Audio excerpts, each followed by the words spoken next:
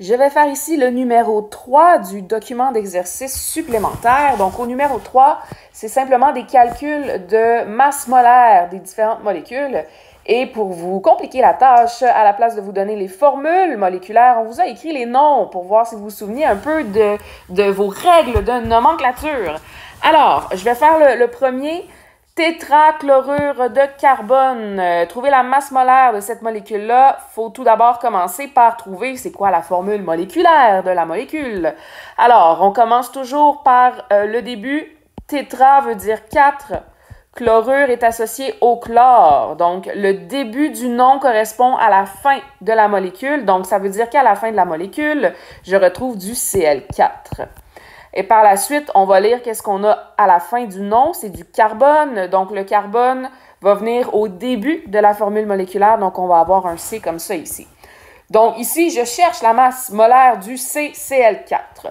Donc, une fois qu'on a établi quelle était la formule moléculaire de la molécule, on s'en va dans notre tableau périodique. Je vous rappelle que le nombre décimal dans votre tableau périodique correspond à la masse molaire de l'élément dont il est question. Donc, par exemple, 10,81 en dessous de l'élément bore, eh bien, c'est la masse molaire du bore. Donc, 6,02 fois 10 exposant 23 atomes de bore ont une masse au total de 10,81 grammes. Donc, une fois qu'on se souvient de ça, il va falloir décomposer notre molécule. Donc là, oups, je me trompe de crayon.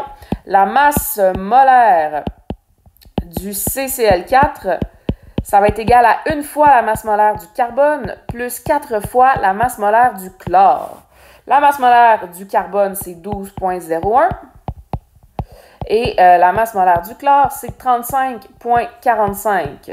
Et je n'oublie pas que je dois multiplier la masse molaire du chlore 4 fois parce que dans ma formule moléculaire, ça m'indique que j'ai 4 atomes de chlore dans cette molécule. Donc, je dois compter la masse molaire du chlore 4 fois. Donc, une fois que ça c'est établi, on fait notre calcul sur notre calculatrice et ça va vous donner une réponse de 153,81 grammes.